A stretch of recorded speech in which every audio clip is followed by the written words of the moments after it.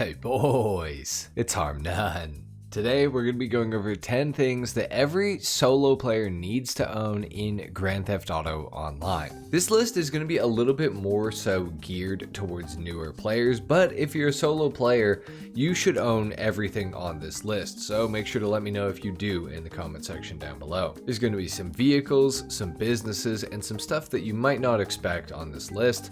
So with that being said, leave a like if you enjoy the video or you learned something, dislike if you don't of course, and consider subscribing if you're new. With that being said, let's go ahead and get started with number 10. At number 10, we need a fast vehicle for completing the weekly time trials. The weekly time trials can make you about $18 million a year if you achieve them every single week, but every single week they can make you about $350,000, which is a nice little bit of extra spending money to have in online, and that can help you get closer to being able to purchase some later game businesses and stuff like that a little bit quicker. Now for completing these time trials, there's basically 3 vehicles that I recommend to pretty much everybody who wants to do them.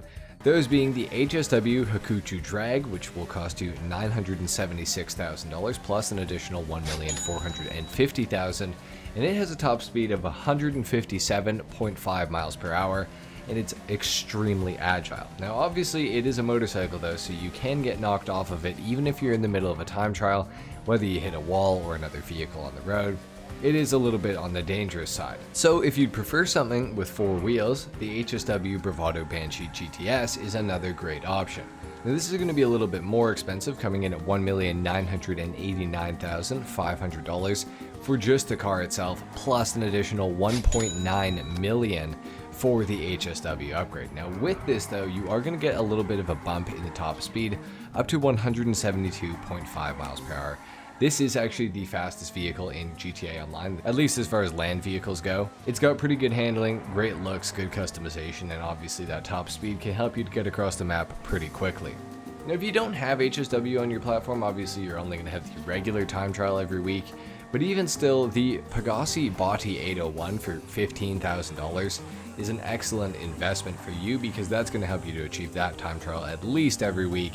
And it tops out at 135 miles per hour. It's one of the fastest vehicles in the entire game still to this day, despite being released all the way back with the game in 2013. Pretty crazy to think about, but the Botti 801 is certainly a great option for completing those non-HSW time trials. Now the next thing you're going to need are the right weapons, and there's a lot of weapons in GTA Online. There's like 20 assault rifles, a bunch of different shotguns, a bunch of different snipers and stuff like that, but there's really only one weapon you really need in each category. So for the shotguns, you're going to need yourself an assault shotgun.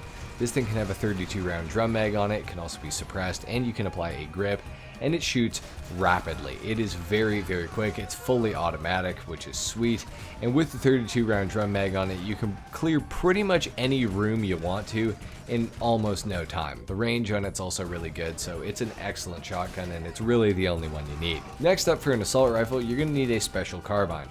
This is the only assault rifle in the game that can be equipped with the 100 round drum mag without becoming a Mark II weapon or anything crazy like that. It's just the special carbine. You can put the 100 round drum mag on it, you can equip it with a suppressor, a flashlight, a grip, all that good stuff.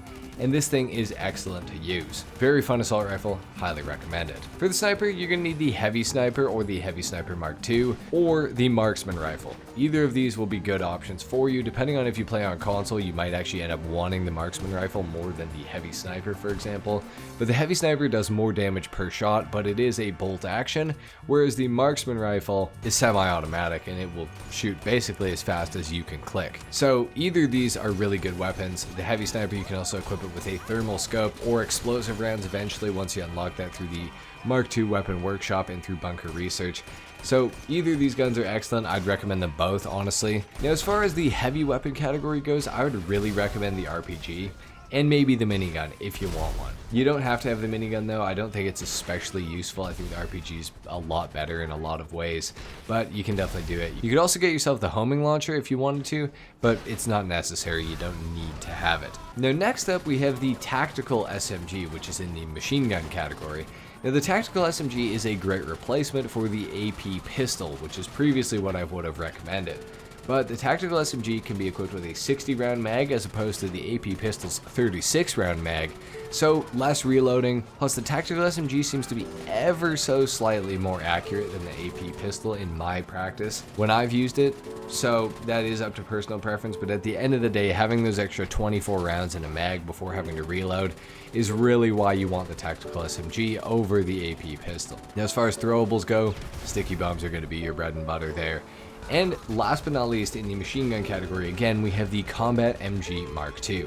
This is the highest damaging automatic weapon that's not the minigun in GTA Online. It'll kill a player in about 9 rounds, which is crazy, and it also has the highest distance drop off for that damage. So you can engage people at a long range with the Combat MG Mark II, and it's still going to be dealing as much damage as possible for the longest out of any gun in GTA, so I highly recommend it. Next up we have the Agency. This is one of the best businesses in the game, but through the Agency you'll gain access to payphone hits, which are a decent way to make money, security contracts, which are another great way to make money.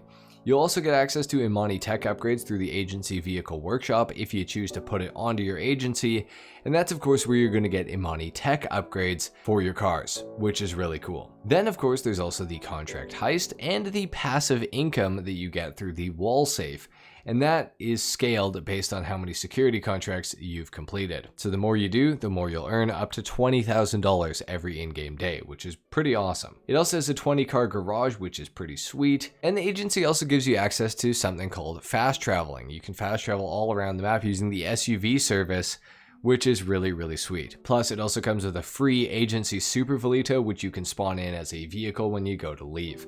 So that can help you to get across the map a little bit quicker, especially if you are a lower level. Next up at number 7, I would recommend you to get an Imani tech vehicle. Now you're most likely going to need something to help you survive in public sessions, so an Imani tech vehicle makes a lot of sense because you can get a built-in missile lock-on jammer for it, but it's only available on certain vehicles, so here are some options. Now, of course, you have the free Ocelot Virtue, which you can get by completing the first and last dose missions from the Drug Wars DLC, basically about 12 missions in total.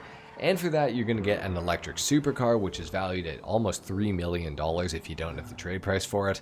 This thing can take 12 homing missiles or 12 RPGs. It also comes with oil slick proximity mines, which are pretty sweet, and armor plating that you can put onto the vehicle. The lock-on jammer can also be equipped with it. Overall, this vehicle's great for being free. Now, if you don't want a Virtue or you don't want to go through the trouble of getting one, we have a low budget option here, which is the Benefactor XLS Armored, which is $513,000 plus the additional $400,000 for the missile jammer. This thing was very recently fitted with the Imani tech upgrade, and it's actually not a bad vehicle considering how much it costs. Now this thing can take 2 RPGs or 2 homing missiles regardless of the missile jammer, plus it has bullet resistant windows that can take about 15 shots from an assault rifle, which is pretty good. For about 900k, this thing is pretty sweet, gets you some armored protection from explosives, also gets you access to the missile lock-on jammer as well. It's a pretty good vehicle, I would recommend it. Now, if you have a little bit more money, something that I would recommend is the Bravado Buffalo STX for $1,612,500 to $2,150,000, depending on if you have the trade price or not. You're going to have to factor in an additional $400,000 for the missile jammer, and this thing will be able to take 4 RPGs or 12 homing missiles, and it can be equipped with front-mounted machine guns. It has bullet-resistant windows that are the exact same as the XLS's that can take about 15 shots from an assault rifle, and it has oil slick proximity mines to spin your enemies out that are chasing you. But if you have the highest tier budget, we have the Grotti Stinger TT or Bravado Buffalo EVX. Either of these will cost you in the neighborhood of about $4 million when you're fully upgraded and done with them, but both can be equipped with HSW, both can be equipped with the lock-on jammer and the armor plating abilities, both can be equipped with oil slick proximity mines, and it's basically just a choice of which one you like more. Now the Grotti Stinger TT has a much higher top speed at about 168 compared to the Buffalo's 145, so it's significantly faster, but I would actually give the edge on handling to the Bravado Buffalo EVX. It's ever so slightly better than the Stinger, although I do think the Stinger looks significantly better. Out of them all, I'd personally go for the Grotti Stinger TT if you have HSW on your platform. If you don't have HSW, I think the Bravado Buffalo STX will be your best bet. Now next up, you're going to need an attack helicopter. And out of the attack helicopters in GTA, there's quite a few, and the reason you're going to need one of these is to help you complete missions and get around a little bit faster. They're kind of dual purpose, but there's two that are significantly better than any other in the game. One of those being the Akula. This thing will go for $3,375,000 to $4,500,000, and it is a 4-seater. It's also the fastest attack helicopter in the game other than the weaponized Kanata, which sucks, so you don't want that. It has pretty good weaponry and the ability to choose between having a 4-missile barrage or homing missiles equipped on the vehicle through your hangar workshop. Plus, the Akula gets access to stealth mode, which can take you off the radar entirely for as long as you want. And then you can go back on the radar whenever you want as well. Being that you can get 4 people around the map is really cool, but being that this list is about solo players, it might not be a super big selling point for some of you. Overall, the Akula is a great helicopter, but it does have one con, and that is that the weaponry for the pilot is not as good as the FH-1 Hunters. Now, the FH-1 Hunter goes for $3,100,000, so about $275,000 cheaper than the Akula, to $4,123,000 if you don't have the trade price. This thing gets a 7-missile barrage that's pilot controlled or spammable homing missiles that you can cycle between. It has bombs, so does the Akula, so no real change there. But the cons of the FH-1 Hunter are that it is a 2-seater, and it really shines with the second person in the turret mounted on the bottom of the helicopter. The secondary passenger's gun is absolutely crazy good, but the pilot unfortunately has no access to it. So out of the two, I would mostly recommend the Akula. I personally find it to be more useful and I use it all the time. So I would recommend the Akula, but the FH-1 Hunter is a great second option. At number 5, we have the Toreador for $4,250,000, and the Toreador is really just a jack-of-all-trades vehicle in GTA Online. It can basically do almost anything that you would ask of it. It's got a rocket booster equipped to the vehicle, which can be activated and get it up to top speed very quickly. It's also armored. It can take about 6 homing missiles, which is not bad, or about 4 RPGs. It has great missiles with great tracking, as well as pretty high damaging machine guns. It's also a submersible vehicle, so you can actually take it out into the water and sail it around as well, which is pretty sweet. Customization's good, it's decently fast, the handling's good. Overall, the Toreador is a great vehicle for $4,250,000, and I would highly recommend it for anybody that plays by themselves. Next up, we got the Brigade 6x6 with the Acid Lab. This is something that you'll get if you decide to go for the Ocelot Virtue that we talked about a little bit earlier, because it can be obtained for free by completing the first dose missions from the Drug Wars DLC. They're decently easy to do, they won't take too long to complete, and finishing them will get you access to the Brigade 6x6 for free. Then you can spend $750,000 to get the Acid Lab upgrade for it, which works similarly to the MC businesses if you're familiar with them, in that you supply it and then it will make product passively and then you will go to sell it. However, it's not entirely like the MC businesses, because the sale missions with the Acid Lab are not terrible. They're always a single vehicle delivery, which uses the upgradable Acid Lab delivery bike, and there's only ever going to be one bike when you go to sell unless you have more than one person selling with you. Now, in order to reach peak efficiency with this business, you'll need the equipment upgrade for an additional $250,000, and unfortunately, being able to equip that will require you to complete 10 of Dax's Fooligan jobs, which are tedious, but they do pay and they are worth doing because the Acid Lab is a very good business. Now, the Brigade 6x6 itself, in which the Acid Lab resides, is also a great vehicle. It's got superb handling for being such a massive truck, and it's also the second most armored vehicle in the game, being able to take 24 RPGs or 48 homing missiles, so it'll give you some pretty good protection in free mode. Moving on to the next vehicle, we have the Terabyte and the Garment Factory. Now, if I'd made this list about a year ago, I wouldn't have included this vehicle and the Garment Factory on the list, and I would have told you to get an arcade instead. The Terabyte has now been granted the ability, though,